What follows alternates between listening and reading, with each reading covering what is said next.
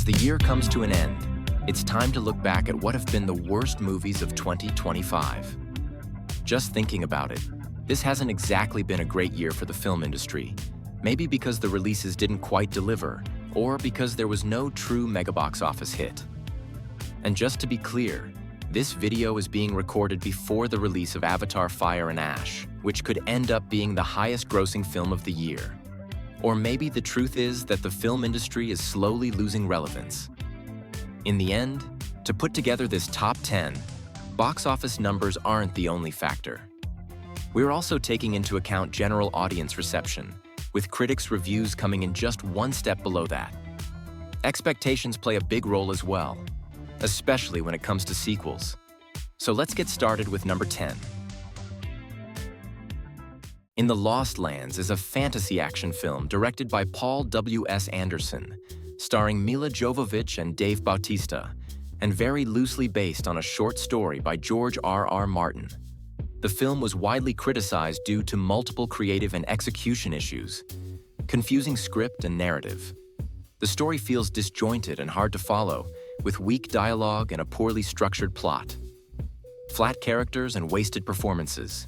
Despite having well-known actors, the characters lack depth, and the performances fail to elevate the film emotionally. For a fantasy movie set in a post-apocalyptic world, the setting should have been one of its strongest elements. Instead, the environment feels bland and repetitive, lacking clear details and offering very little visual immersion. On top of that, the visual effects did nothing to help. And to make matters worse, with a budget of around $55 million, the film barely managed to gross close to $5 million, turning it into a complete box office failure. Flight Risk is an action thriller directed by Mel Gibson and starring Mark Wahlberg.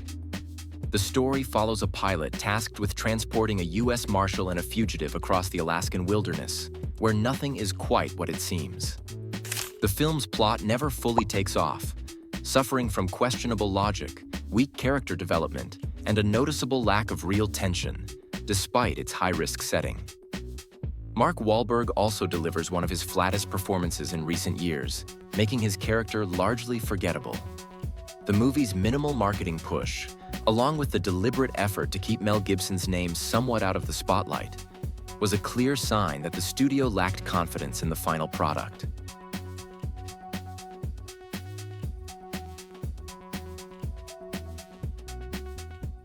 The Alto Knights is a historical crime drama directed by Barry Levinson and starring Robert De Niro in dual roles, portraying mob bosses Frank Costello and Vito Genovese. The story focuses on the complex friendship and eventual rivalry between these two figures of organized crime in 1950s New York. There was a time when seeing Robert De Niro play a mobster was a guaranteed recipe for great cinema and packed theaters. But in this film, the narrative becomes overly slow, weighed down by excessive dialogue that fails to build real dramatic tension. The unavoidable comparisons to his most legendary roles only highlight how crucial a strong script truly is. Although the film was a box office failure, its later release on HBO managed to attract a solid number of viewers, which helped improve its overall reception and reviews.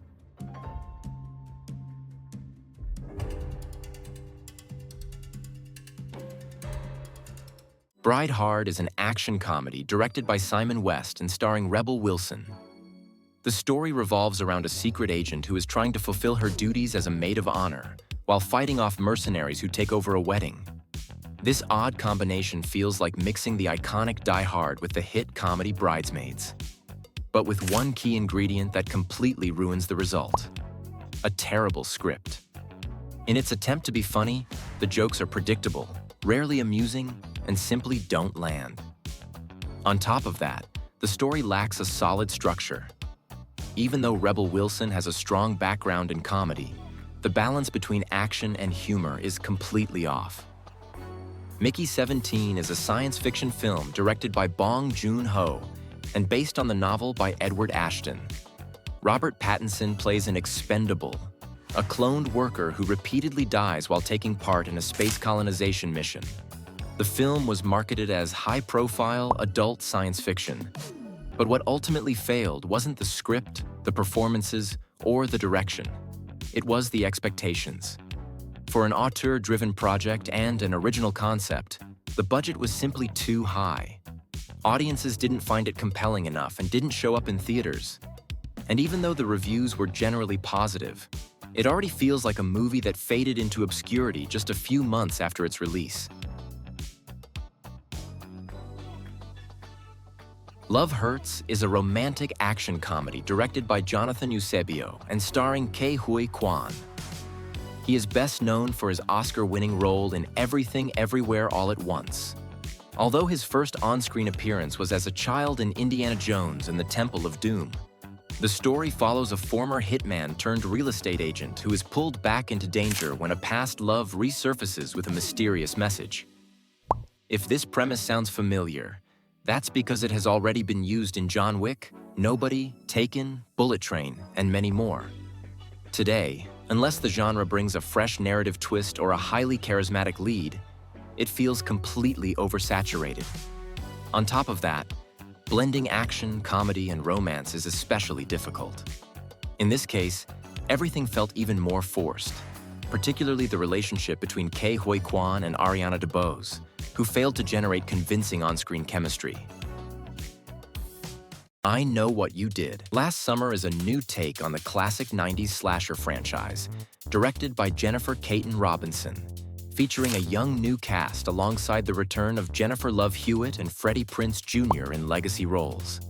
The story follows a group of friends who, after covering up a deadly accident, find themselves hunted by a killer. While no one expected this entry to be a major hit, it did have a real opportunity to give the saga a proper send-off, especially considering the third installment was essentially ignored. Instead, the film leans too heavily on nostalgia, overusing references while delivering a weak, monotonous, and highly predictable narrative structure.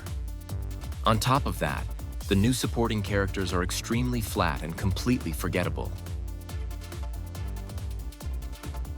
The Electric State is a post-apocalyptic science fiction film directed by Joe and Anthony Russo, starring Millie Bobby Brown and Chris Pratt. The story follows a teenage girl in an alternate 1990s America filled with abandoned robots as she searches for her missing brother with the help of a smuggler and his robot companion. Although the script is based on Simon Stollenhag's graphic novel, the plot feels messy and poorly balanced, failing to capture the emotional depth and atmosphere of the original material. The final product ends up feeling generic and uninspired. But the film's biggest downfall was expectations. With a stacked cast, a high-profile directing duo, and a massive budget, anticipation was extremely high.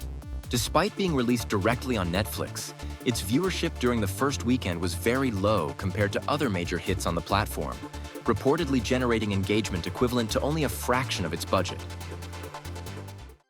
War of the Worlds, the 2025 modern reimagining, is yet another adaptation of H.G. Wells' classic, this time starring Ice Cube in a radically different approach compared to previous versions. The film adopts a screen life format, where almost the entire story unfolds through computer screens, video calls, chats, and digital data, instead of traditional large-scale destruction and action set pieces. The failure here is absolute. The script is among the worst you'll find in recent years, with zero character development, flat and unengaging dialogue, and a narrative thread that feels completely improvised. Another major issue is Ice Cube's performance. Since the screen life format places most of the film's weight on a single actor's presence, charisma, and reactions, his performance becomes crucial.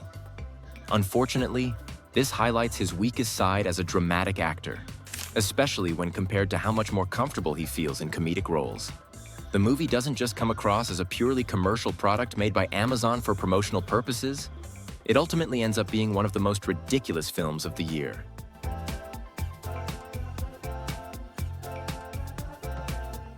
And we've reached the end, and this one really shouldn't surprise anyone.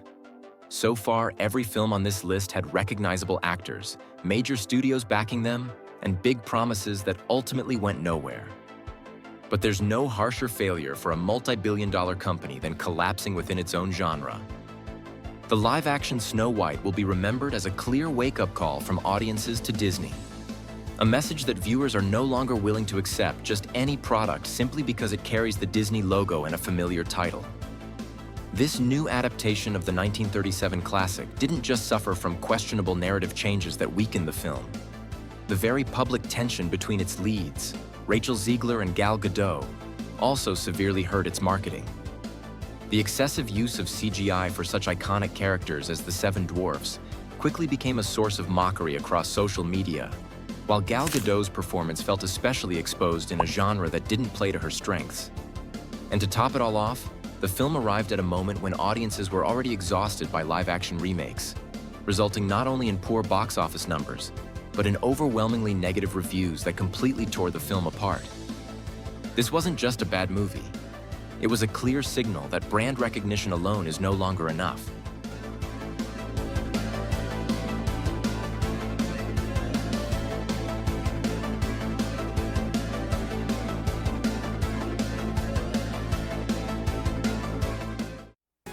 And that wraps up the worst movies of 2025.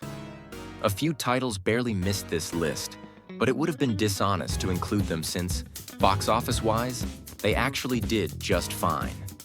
Movies like Minecraft or Jurassic World, Rebirth had weak stories and mediocre reviews, yet audiences still showed up. Now it's your turn. Which one do you think I got wrong? Did any of these movies deserve a higher spot? Or should another disaster have made the list instead? Let's argue in the comments. Thanks for watching, and I'll see you in the next video.